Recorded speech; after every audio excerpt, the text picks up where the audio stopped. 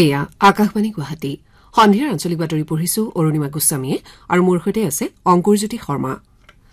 এতিয়া প্ৰধান বাতৰিসমূহ হ'ল অষ্টাদশ লোকসভাৰ প্ৰথম অধিৱেশনত কাইলৈ নৱনিৰ্বাচিত সদস্যৰ শপত গ্ৰহণ, দেশৰ শেহতীয়া বান ব্যৱস্থাপনাৰ সামগ্ৰিক প্ৰস্তুতি সন্দৰ্ভত কেন্দ্ৰীয় গৃহমন্ত্ৰী অমিত শ্বাহৰ পৰ্যালোচনা, অসমৰ বান পৰিস্থিতিক লৈও আলোচনা,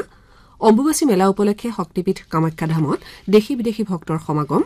আন্তঃৰাষ্ট্ৰীয় অলিম্পিক দিৱস উপলক্ষে দেশৰ এথলীটসকললৈ কেন্দ্ৰীয় ক্ৰীড়ামন্ত্ৰী মনসুখ মাণ্ডাভিয়াৰ শুভেচ্ছা জ্ঞাপন আৰু ICC T20 বিশ্বকাপ ক্ৰিকেট প্ৰতিযোগিতাত আজি হ'বলগীয়া ছুপাৰ 8 পৰ্যায়ৰ খেলত ইংলেণ্ড আৰু আমেৰিকা যুক্তৰাষ্ট্ৰৰ মুখামুখি। এতিয়া শুনক বিতং বাতৰি। অষ্টাদশ লোকসভাৰ প্ৰথম অধিৱেশন কাইলৈ আৰম্ভ হ'ব। এই অধিৱেশনতে নৱনিৰ্বাচিত সদস্যসকলে শপত গ্ৰহণ কৰিব। অস্থায়ী অধ্যক্ষ হিচাপে নিযুক্তি লাভ কৰা বিজেপিৰ জ্যেষ্ঠ সাংসদ ভৰ্তৃহৰি মাহতাবে লোকসভাৰ নৱনিৰ্বাচিত সাংসদসকলক শপত বাক্য পাঠ কৰোৱাব। লোকসভাৰ নতুন অধ্যক্ষ নিৰ্বাচন 26 জুনত অনুষ্ঠিত হ'ব। আনহাতে ৰাষ্ট্ৰপতি শ্ৰীমতী দ্ৰৌপদী মুৰ্মুৱে 27 জুনত লোকসভা আৰু ৰাজ্যসভাৰ যুটীয়া বৈঠকত ভাষণ দিব। ৰাজ্যসভাৰ অধিৱেশন 27 জুনত আৰম্ভ হ'ব। 3 জুলাইত সংসদৰ অধিৱেশনৰ সামৰণি পৰিব। এতিয়া আমি নতুন দিল্লীত থকা আমাৰ সংবাদদাতা মানৱ প্ৰতিম শৰ্মাৰ সৈতে কথা পাতিবলৈ লৈছো। মানৱ প্ৰতিম, কাইলৈ অষ্টাদশ লোকসভাৰ প্ৰথম অধিৱেশন আৰম্ভ হ'ব আৰু প্ৰথম হোৱা হেতুকে এই অধিৱেশনে বিশেষ গুৰুত্ব বহন কৰিছে। যিহেতু এই অধিৱেশনত নতুন সাংসদসকলে শপত গ্ৰহণ কৰাৰ লগতে অধ্যক্ষ নিৰ্বাচনো কৰা হ'ব, অধ্যক্ষৰ দায়িত্ব কাক অৰ্পণ কৰাৰ সম্ভাৱনা আছে আৰু এই অধিৱেশনৰ অন্যান্য দিশ সন্দৰ্ভত আপুনি কি ক'ব? হয় অৰুণিমা, কাইলৈৰ পৰা সংসদৰ অধিৱেশন আৰম্ভ হ'ব আৰু ইয়াৰ বাবে যাৱতীয় প্ৰস্তুতি সম্পূৰ্ণ কৰি তোলা হৈছে। অসমৰ নৱনিৰ্বাচিত সাংসদসকল ইতিমধ্যে আহি নতুন দিল্লীত উপস্থিত হৈছে আৰু কাইলৈ অস্থায়ী অধ্যক্ষ অৰ্থাৎ প্ৰটেম স্পীকাৰে নতুন লোকসভাৰ সাংসদসকলক শপত গ্ৰহণ কৰোৱাব আৰু বুধবাৰে এগৰাকী স্থায়ী অধ্যক্ষ নিৰ্বাচন কৰা হ'ব। ইতিমধ্যে ইয়াক লৈ যথেষ্ট চৰ্চা অব্যাহত আছে যে এইটো নিশ্চিত যে NDA মিত্ৰজোঁটৰ এগৰাকী সাংসদে নতুন তথা স্থায়ী অধ্যক্ষভাৱে নিৰ্বাচিত হ'ব, কিন্তু এয়া ভাৰতীয় জনতা পাৰ্টীয়ে নিজৰ দলীয় সাংসদক সেই আসনৰ বাবে প্ৰাৰ্থিত্ব আগবঢ়াই নে মিত্ৰজোঁটক এৰি দিয়ে তাক লৈ চিন্তা চৰ্চা অব্যাহত আছে। লগতে লোকসভা আৰু ৰাজ্যসভাৰ সাংসদসকলক ৰাষ্ট্ৰপতি দ্ৰৌপদী মুৰ্মুৱে যৌথভাৱে সম্বোধন কৰিব আৰু ৰাজ্যসভাৰ অধিৱেশন 27 তাৰিখৰ পৰা আৰম্ভ হ'ব আৰু উভয় সদনে 3 জুলাইত সামৰণি পৰিব। ইতিমধ্যে ৰাজ্যসভাৰ যিসকল সাংসদ আছে তেওঁলোকো এই পৰৱৰ্তী 2 দিনৰ ভিতৰতে নতুন দিল্লীত আহি পেলাই উপস্থিত হ'ব। এই অধিৱেশনত কিছু হুলস্থলীয়া পৰিৱেশ হোৱাৰ সম্ভাৱনা আছে। বিশেষকৈ কংগ্ৰেছে ইতিমধ্যে কৈছে যে লোকসভাত তেওঁলোকে যি নীটৰ প্ৰশ্ন কাকত ফাদিলৰ বুলি অভিযোগ উত্থাপিত হৈছে সেই বিষয়টো লৈ তেওঁলোকে চৰকাৰক প্ৰশ্ন উত্থাপন কৰিব। গতিকে ইয়াৰ বাবে নিশ্চয় বিজেপি নেতৃত্বাধীন চৰকাৰে তেওঁলোকৰ উত্তৰ সাজু কৰিছে। গতিকে আৰু এই অধিৱেশনৰ গুৰুত্ব এই কাৰণে যে কিছুদিন পূৰ্বে ভোট গণনা হোৱাৰ পিছত আৰু নৰেন্দ্ৰ মোদীয়ে তৃতীয়বাৰৰ বাবে দায়িত্ব গ্ৰহণ কৰাৰ পিছত প্ৰথমবাৰলৈ এই লোকসভাৰ অধিৱেশন আৰম্ভ হ'ব। স্বাভাৱিকতে সেইবাবে শপত গ্ৰহণৰ প্ৰক্ৰিয়া আৰু এই সাংসদসকল এতিয়া আনুষ্ঠানিকভাৱে শপত গ্ৰহণ কৰাৰ পিছত তেওঁলোকে সাংসদ পদ জয়লাভ কৰি আহিছে। গতিকে সেই পদ তেওঁলোকে গ্ৰহণ কৰিব। গতিকে এই অধিৱেশনক লৈ দেশব্যাপী চৰ্চা অব্যাহত আছে আৰু সকলোৰে নিশ্চয় চকু থাকিব। অৰুণিমা। হয় মানৱ প্ৰতিম শৰ্মা, কাইলৈ আৰম্ভ হ'বলগীয়া লোকসভা অধিৱেশন সম্পৰ্কত আপুনি আমাক জনালে। পৰৱৰ্তী সময়ত এই অধিৱেশন সন্দৰ্ভত বিভিন্ন বিষয় আলোচনাৰ বাবে আপোনাৰ সৈতে আমি পুনৰ সংযুক্ত হ'ম। ধন্যবাদ। কেন্দ্ৰীয় গৃহ আৰু সমবায় মন্ত্ৰী অমিত শ্বাহৰ অধ্যক্ষতাত আজি নতুন দিল্লীত অনুষ্ঠিত এখন বৈঠকত দেশত বান ব্যৱস্থাপনাৰ সামগ্ৰিক প্ৰস্তুতি পৰ্যালোচনা চলোৱা হয়। বৈঠকত কেন্দ্ৰীয় জলশক্তি মন্ত্ৰী CR পাটিল, কেন্দ্ৰীয় গৃহ ৰাজ্যমন্ত্ৰী নিত্যানন্দ ৰায় আৰু কেন্দ্ৰীয় চৰকাৰৰ বিভিন্ন মন্ত্ৰালয় আৰু বিভাগৰ সচিবসকল উপস্থিত থাকে। এইবাৰৰ বানত অসমৰ কেইবাখনো জিলাৰ লাখ লাখ লোক ক্ষতিগ্ৰস্ত হৈছে। অলপতে উত্তৰাখণ্ড, হিমাচল প্ৰদেশ আৰু ছিকিমসহ একাংশ ৰাজ্যত ভূমিস্খলন হৈছে। একেদৰে যোৱা মাহত ৰিমাল ঘূৰ্ণীবতাহৰ ফলত ত্ৰিপুৰাত ব্যাপক ক্ষতি হয়। উল্লেখযোগ্য যে ভাৰতীয় বতৰ বিজ্ঞান বিভাগে এইবাৰ বাৰিষা কালত স্বাভাৱিকতকৈ অধিক বৰষুণ হ'ব বুলি আগলি বতৰা দিছে। ৰাজ্যৰ শেহতীয়া বান পৰিস্থিতি সামান্য উন্নত হৈছে। বৰপেটা জিলাত প্ৰধান নৈকেইখনৰ জলপৃষ্ঠ হ্ৰাস পাইছে যদিও এতিয়াও বহু অঞ্চল জলমগ্ন হৈ আছে। বিশেষকৈ সৰ্থেবাৰী আৰু সৰুক্ষেত্ৰীৰ কেইবাখনো গাঁও বৰ্তমানেও প্লাবিত হৈ আছে। অৱশ্যে বৰপেটা জিলাৰ দুৰ্যোগ ব্যৱস্থাপনা প্ৰাধিকৰণৰ প্ৰকল্প বিষয়া ড নন্দিতা দত্তই জিলাখনত বানৰ প্ৰকোপ হ্ৰাস পোৱা বুলি প্ৰকাশ কৰিছে। তেওঁ কয় যে জিলাখনৰ মাজেৰে বৈ যোৱা বেকী, মানাহ, নখান্দা, মৰাচাউলখোৱা আৰু এলেঙিৰ জলপৃষ্ঠ হ্ৰাস পাইছে। ইপিনে বৰপেটা জিলা প্ৰশাসনে বানপীড়িত লোকৰ মাজত আজি খাদ্য সামগ্ৰী বিতৰণ কৰে। জলসম্পদ মন্ত্ৰী পীযুষ হাজৰিকাই আজি কৰিমগঞ্জৰ বদৰপুৰ ঘাটত জলসম্পদ বিভাগৰ এখন শ্লুইচ গেট পৰিদৰ্শন কৰে। বৰাক নদীৰ বাঢ়নি পানীয়ে এই স্থানত সমস্যাৰ সৃষ্টি কৰি অহাৰ পৰিপ্ৰেক্ষিতত মন্ত্ৰীগৰাকীয়ে জলসম্পদ বিভাগৰ সংশ্লিষ্ট বিষয়াসকলক জৰুৰীকালীনভাৱে প্ৰয়োজনীয় পদক্ষেপ ল'বলৈ নিৰ্দেশ দিছে। মন্ত্ৰীগৰাকীয়ে কৰিমগঞ্জ জিলাৰ শ্ৰীগৌৰীত বৰাক নৈয়ে সৃষ্টি কৰা খহনীয়া পৰিদৰ্শন কৰে। বৰাক নৈৰ খহনীয়াই ৰাষ্ট্ৰীয় ঘাইপথৰ ক্ষতি কৰাৰ ফলত পথটোৰ প্ৰতি ভাবুকিৰ সৃষ্টি হৈছে। সেয়ে এই স্থানত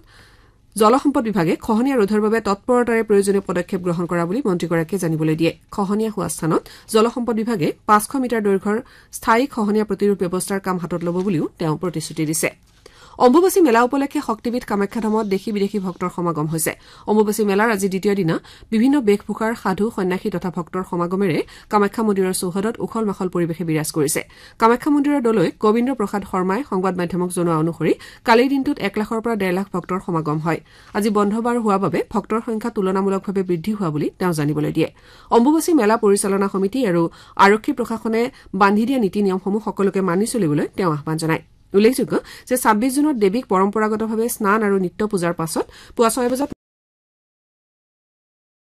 মন্দিৰৰ দুৱাৰ ভক্তৰ বাবে মুকলি কৰা হ'ব কামাখ্যা মন্দিৰ পৰিচালনা সমিতিয়ে প্ৰকাশ কৰা মতে অহা 30 জুনলৈ কোনো ধৰণৰ ভিআইপি ভিভিআইপিৰ প্ৰৱেশ পত্ৰৰ ব্যৱস্থা ৰখা হোৱা নাই একেদৰে 26 আৰু 27 জুনত বিশেষ টিকটৰ ব্যৱস্থা নাথাকিব তদুপৰি ভক্তসকলক মেলাৰ কেইদিন নিশা 8 বজা পৰ্যন্তহে নীলাচল পাহাৰত প্ৰৱেশ কৰিবলৈ দিয়া হ'ব অৱশ্যে পাণ্ডুৰ পৰা কামাখ্যা মন্দিৰলৈ যোৱা পথটো ভক্তসকলৰ বাবে নিশা 9 বজা পৰ্যন্ত খোলা ৰখা হৈছে অম্বুবাচী মেলাৰ বাবে প্ৰশাসনে পৰহি মাজনিশালৈ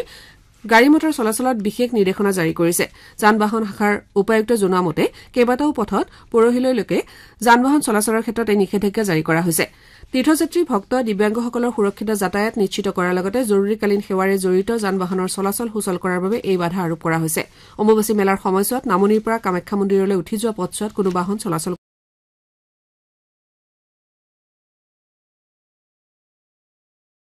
কৰিব নোৱাৰিব ইপিনে ভক্তসকল যাতে কোনো ধৰণৰ অসুবিধাৰ সন্মুখীন নহয় তাৰ প্ৰতি লক্ষ্য ৰাখি কামাখ্যা ৰেল ষ্টেচন আৰু পাণ্ডুঘাটত দুটাকৈ আশ্ৰয় শিবিৰ মুকলি কৰা হৈছে তদুপৰি প্ৰশাসনৰ অনুমতি লাভ কৰা বিভিন্ন স্বেচ্ছাসেৱী সংগঠনে ভক্তসকলক খাদ্যৰ যোগান ধৰিছে মহোৎসৱৰ প্ৰতি লক্ষ্য ৰাখি আৰক্ষী প্ৰশাসনেও নিৰাপত্তা ব্যৱস্থা কটকটীয়া কৰি তুলিছে ইপিনে কামৰূপ মহানগৰ জিলাৰ শিক্ষা বিভাগে বিদ্যালয়সমূহলৈ অম্বুবাচী মেলাৰ সময়ত পৰীক্ষা অনুষ্ঠিত নকৰিবলৈ আগতীয়াকৈ নিৰ্দেশ জাৰি কৰে ৰাজ্যিক মন্ত্ৰীসভাৰ বৈঠক অহা 26 জুনত নলবাৰীত অনুষ্ঠিত হ'ব দিছপুৰৰ বাহিৰত হ'বলগীয়া চতুৰ্দশ মন্ত্ৰীসভাৰ বৈঠকৰ বাবে নলবাৰী জিলা প্ৰশাসনে প্ৰস্তুতি অব্যাহত ৰাখিছে এই উদ্দেশ্যে আজি কেবিনেট মন্ত্ৰী জয়ন্ত মল্লবৰুৱাই নলবাৰী জিলা আয়ুক্ত কাৰ্যালয়ত এখন প্ৰস্তুতি বৈঠকত অংশগ্ৰহণ কৰে এই বৈঠকত জিলা প্ৰশাসন আৰু অন্যান্য সংশ্লিষ্ট বিষয়াসকলৰ সৈতে কেবিনেট বৈঠক সন্দৰ্ভত যাৱতীয় পৰিকল্পনা গ্ৰহণ কৰা হয়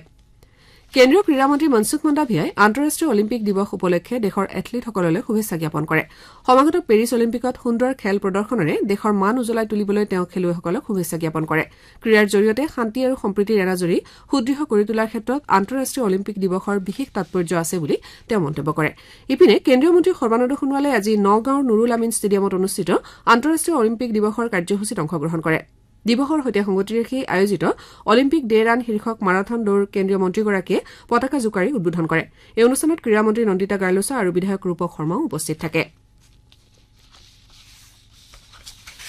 আইচিচি টি20 বিশ্বকাপ ক্ৰিকেট প্ৰতিযোগিতাৰ বাৰবাডছত আজি হ'বলগীয়া ছুপাৰ 8 পৰ্যায়ৰ এখন খেলত ইংলেণ্ড আমেৰিকা যুক্তৰাষ্ট্ৰৰ মুখামুখি হ'ব খেলখন ভাৰতীয় সময় অনুসৰি নিশা 8 বজাত আৰম্ভ হ'ব প্ৰতিযোগিতাৰ আজি পুৱা কিংষ্টনত অনুষ্ঠিত ছুপাৰ 8 পৰ্যায়ৰ খেলখনত আফগানিস্তানে অষ্ট্ৰেলিয়াক 21 ৰানত পৰাজিত কৰে খেলখনত আফগানিস্তানে প্ৰথমে বেট ধৰাৰ আমন্ত্ৰণ লাভ কৰি নিৰ্ধাৰিত 20 অভাৰত 5টা উইকেটৰ বিনিময়ত 148 ৰান কৰে প্ৰত্যুত্তৰত অষ্ট্ৰেলিয়াই 19 অভাৰ আৰু 2টা বলত আটাইকেইটা উইকেট হেৰুৱাই 127 ৰানহে কৰিবলৈ সমৰ্থ হয় আফগানিস্তানৰ হৈ গুলবাদিন নইবে 4টা গুৰুত্বপূৰ্ণ উইকেট দখল কৰে গুলবাদিনক প্লেয়াৰ অব দ্য মেচ ঘোষণা কৰা হয় অষ্ট্ৰেলিয়াই কাইলৈ ভাৰতৰ বিৰুদ্ধে ছুপাৰ 8 পৰ্যায়ৰ অন্তিমখন খেলত অৱতীৰ্ণ হ'ব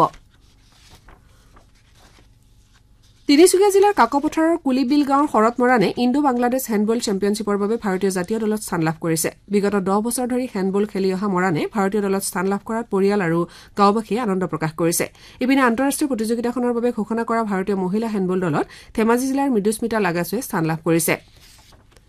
অসমৰ এগৰাকী প্ৰসিদ্ধ শিক্ষাবিদ বিশিষ্ট সমাজসেৱী কটন কলেজৰ অসমীয়া বিভাগৰ অৱসৰপ্ৰাপ্ত মুৰব্বী অধ্যাপক দ্বিজেন্দ্ৰ নাৰায়ণ গোস্বামীৰ আজি পুৱা দেহাৱসান ঘটে মৃত্যুৰ সময়ত তেওঁৰ বয়স আছিল 86 বছৰ নলবাৰী জিলাৰ নপ্তিপাৰা সত্ৰত জন্মগ্ৰহণ কৰা গোস্বামীয়ে প্ৰথম ডিফু চৰকাৰী মহাবিদ্যালয় আৰু শ্বিলঙৰ শংকৰদেৱ কলেজতো অধ্যাপনা কৰিছিল বিভিন্ন সামাজিক কাম কাজত সক্ৰিয় ভূমিকা গ্ৰহণ কৰা গোস্বামীৰ বিয়োগত মুখ্যমন্ত্ৰী ড হিমন্ত বিশ্ব শৰ্মাই গভীৰ শোক প্ৰকাশ কৰিছে ৰাজ্যৰ শিক্ষা আৰু সমাজ ব্যৱস্থালৈ তেওঁৰ অৱদানে নৱপ্ৰজন্মক সদায় অনুপ্ৰাণিত কৰি ৰাখিব বুলি ব্যক্ত কৰি মুখ্যমন্ত্ৰীয়ে তেওঁৰ বিদেহ আত্মাৰ চিৰশান্তি কামনা কৰাৰ লগতে শোক সন্তপ্ত পৰিয়ালক গভীৰ সমবেদনা জ্ঞাপন কৰে এতিয়া শুনক বিগত সপ্তাহত আঞ্চলিক বাতৰিত স্থান লাভ কৰা উল্লেখযোগ্য বাতৰিসমূহত আলোকপাত অংকুৰজ্যোতি শৰ্মাৰ পৰা পশ্চিমবংগ ৰঙাপানীত সংঘটিত ৰেল দুৰ্ঘটনা মুখ্যমন্ত্ৰী হিমন্ত বিশ্ব শৰ্মাৰ IIT খড়গপুৰৰ ছাত্ৰাবাসত ৰহস্যজনক পৰিস্থিতিত তিনিচুকীয়াৰ কচুজানৰ ছাত্ৰ ফাইজান আহমেদৰ মৃতদেহ উদ্ধাৰ হোৱা ঘটনাৰ প্ৰকৃত সত্য উদ্ঘাটনৰ বাবে বিষয়টোৰ তদন্ত CBIৰ হাতত অৰ্পণ কৰিবলৈ পশ্চিমবংগৰ মুখ্যমন্ত্ৰী মমতা বেনাৰ্জীক আহ্বান আন্তঃৰাষ্ট্ৰীয় যোগ দিৱস উদযাপনকে ধৰি কেইবাটাও গুৰুত্বপূৰ্ণ বাতৰিয়ে বিগত সপ্তাহৰ আঞ্চলিক বাতৰিত স্থান লাভ কৰে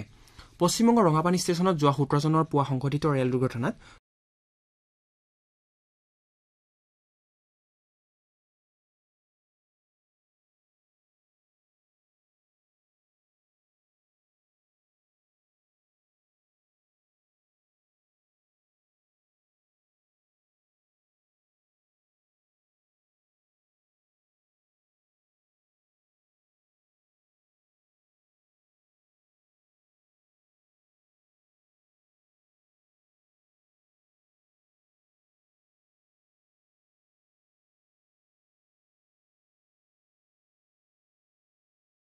অভিযোগ প্ৰকাশ কৰে শ্ৰীমোদীয়ে প্ৰধানমন্ত্ৰীৰ ৰাষ্ট্ৰীয় সাহায্য পুঁজিৰ পৰা প্ৰতিগৰাকী নিহতৰ নিকটাত্মীয়লৈ 2 লাখ টকা আৰু আহত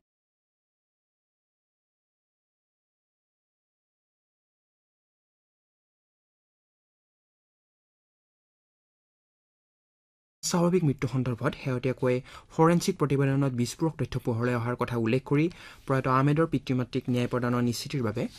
এই অপৰাধৰে জড়িত আন ব্যক্তিৰ বিৰুদ্ধে গোচৰ ৰুজু কৰাটো অত্যন্ত প্ৰয়োজনীয় বুলি উল্লেখ কৰে উল্লেখযোগ্য যে 2022 চনৰ 20 অক্টোবৰটো পশ্চিমবংগৰ মুখ্যমন্ত্ৰীগৰাকীক মুখ্যমন্ত্ৰী ডক্টৰ শৰ্মাই ফাইজান আহমেদৰ অস্বাভাৱিক মৃত্যুৰ পুংখানুপুংখ তদন্তৰ বাবে অনুৰোধ জনাই এখন পত্ৰ প্ৰেৰণ কৰিছিল 2022 চনৰ 14 অক্টোবৰত IIT খড়গপুৰৰ ছাত্ৰাবাসৰ কোঠাত ফাইজান আহমেদৰ মৃতদেহ উদ্ধাৰ কৰা হৈছিল IIT কৰ্তৃপক্ষই আত্মহত্যাৰ ঘটনা বুলি প্ৰকাশ কৰিছিল যদিও প্ৰয়াত ফাইজানৰ পিতৃ মাতৃয়ে মৃতদেহত আঘাতৰ চিন দেখি হত্যা কৰা বুলি সন্দেহ প্ৰকাশ কৰিছিল বিশ্বৰ বিভিন্ন প্ৰান্তৰ লগতে অসমতো যোৱা 21 জুনত 10ম আন্তঃৰাষ্ট্ৰীয় যোগ দিৱস পালন কৰা হয় প্ৰধানমন্ত্ৰী নৰেন্দ্ৰ মোদীয়ে জম্মু কাশ্মীৰৰ শ্ৰীনগৰৰ শ্বেৰে কাশ্মীৰ আন্তঃৰাষ্ট্ৰীয় অভিৱৰ্তন কেন্দ্ৰত আয়োজিত যোগ দিৱসৰ মূল অনুষ্ঠানত অংশগ্ৰহণ কৰে যোগ দিৱসৰ কাৰ্যসূচীত উপস্থিত সকলোকে সম্বোধন কৰি শ্ৰী মোদীয়ে শাৰীৰিক মানসিক আৰু আধ্যাত্মিক বিকাশত যোগৰ গুৰুত্ব সন্দৰ্ভত আলোকপাত কৰে বিশ্বৰ বিভিন্ন প্ৰান্তত যোগাভ্যাস কৰা ব্যক্তিৰ সংখ্যা ক্ৰমান্বয়ে বৃদ্ধি পাই অহাৰ কথাও প্ৰধানমন্ত্ৰীগৰাকীয়ে উল্লেখ কৰে তেওঁৰ সৈতে হোৱা কথোপকথনত প্ৰায়সংখ্যক বিশ্ব নেতাই যোগৰ প্ৰসংগ উত্থাপন কৰা বুলিও শ্ৰী মোদীয়ে লগতে কয় যোৱা 10 বছৰত যোগে লাভ কৰা প্ৰসাৰতা আৰু প্ৰসিদ্ধিৰ বিষয়ে উল্লেখ কৰি শ্ৰী মোদীয়ে এটা নতুন ধৰণৰ যোগ অৰ্থনীতিৰ সম্ভাৱনাৰ বিষয়ে আশা প্ৰকাশ কৰে অসমৰ বিভিন্ন প্ৰান্ততো যোগ দিৱসৰ কাৰ্যসূচী গ্ৰহণ কৰা হয় যোৱা 20 জুনত বিষ্ণুৰাভা দিৱস উপলক্ষে ৰাজ্য চৰকাৰৰ লগতে অনুষ্ঠান প্ৰতিষ্ঠানসমূহে দিনজোৰা কাৰ্যসূচীৰ বিভিন্ন অনুষ্ঠানৰ আয়োজন কৰে মুখ্যমন্ত্ৰী ডক্টৰ শৰ্মাই ৰাজ্য চৰকাৰৰ সাংস্কৃতিক পৰিক্ৰমা বিভাগৰ উদ্যোগত আৰু শোণিতপুৰ জিলা প্ৰশাসনৰ সহযোগত দৰং মহাবিদ্যালয়ৰ প্ৰেক্ষাগৃহত আয়োজিত 2024 বৰ্ষৰ বিষ্ণুৰাভা দিৱসৰ কাৰ্যসূচীত অংশগ্ৰহণ কৰে এই কাৰ্যসূচীতে বিশিষ্ট লোকশিল্পী ধৰ্মেশ্বৰ নাথ আৰু চিত্ৰশিল্পী দুৰ্লভ ভট্টাচাৰ্যক 2024 বৰ্ষৰ বিষ্ণুৰাভা বঁটাৰে সন্মানিত কৰা হয় তদুপৰি অসমৰ কলা সংস্কৃতি সমাজ আৰু সাহিত্য জগতলৈ অমূল্য অৱদান আগবঢ়াই অহা 9গৰাকী স্বনামধন্য ব্যক্তিক এটা ৰাষ্ট্ৰীয় আৰু 8টা ৰাষ্ট্ৰীয় পৰ্যায়ৰ বঁটাৰে সন্মানিত কৰা হয় শক্তিপীঠ কামাখ্যা নামত কালিৰে পৰা অম্বুবাচী মেলা অনুষ্ঠিত হৈছে কালি পুৱা 8:43:39 অম্বুবাচীৰ প্ৰবৃত্তি হোৱাৰ লগে লগে কামাখ্যা মন্দিৰৰ দুৱাৰ ভক্তৰ বাবে বন্ধ কৰি দিয়া হয় 26 জুনত দেৱীক পৰম্পৰাগতভাৱে স্নান আৰু নিত্য পূজাৰ পাছত পুৱা 6 বজাত মন্দিৰৰ দুৱাৰ মুকলি কৰা হ'ব কামাখ্যা মন্দিৰ পৰিচালনা সমিতিয়ে প্ৰকাশ কৰা মতে 21 জুনৰ পৰা 30 জুনলৈ কোনো ধৰণৰ VIP, VVIPৰ প্ৰৱেশ পত্ৰৰ ব্যৱস্থা ৰখা হোৱা নাই একেদৰে 26 আৰু 27 জুনত বিশেষ টিকটৰ ব্যৱস্থা নাথাকিব তদুপৰি ভক্তসকলক মেলাৰ কেইদিন নিশা 8 বজা পৰ্যন্তহে নীলাচল পাহাৰত প্ৰৱেশ কৰিবলৈ দিয়া হ'ব অৱশ্যে পাণ্ডুৰ পৰা কামাখ্যা মন্দিৰলৈ যোৱা পথটো ভক্তসকলৰ বাবে নিশা 9 বজা পৰ্যন্ত খোলা থাকিব এয়া আছিল বিগত সপ্তাহৰ আঞ্চলিক বাতৰিত স্থান লাভ কৰা উল্লেখযোগ্য বাতৰিসমূহৰ আলোকপাত ধন্যবাদ অংকুৰ বাতৰি শেষ কৰাৰ পূৰ্বে প্ৰধান বাতৰিকেইটা পুনৰ এবাৰ পঢ়ি দিছো অষ্টাদশ লোকসভাৰ প্ৰথম অধিৱেশনত কাইলৈ নৱনিৰ্বাচিত সদস্যৰ শপত গ্ৰহণ দেশৰ শেহতীয়া বান ব্যৱস্থাপনাৰ সামগ্ৰিক প্ৰস্তুতি সন্দৰ্ভত কেন্দ্ৰীয় গৃহমন্ত্ৰী অমিত শ্বাহৰ পৰ্যালোচনা অসমৰ বান পৰিস্থিতিক লৈও আলোচনা আন্তঃৰাষ্ট্ৰীয় অলিম্পিক দিৱস উপলক্ষে দেশৰ এথলীটসকললৈ কেন্দ্ৰীয় ক্ৰীড়ামন্ত্ৰী মনসুখ মাণ্ডাভিয়াৰ শুভেচ্ছা জ্ঞাপন আৰু ICC T20 বিশ্বকাপ ক্ৰিকেট প্ৰতিযোগিতাত আজি হ'বলগীয়া ছুপাৰ 8 পৰ্যায়ৰ খেলত ইংলেণ্ড আৰু আমেৰিকা যুক্তৰাষ্ট্ৰৰ মুখামুখি এতিয়া আঞ্চলিক বাতৰি ইমানতে অন্ত পৰিল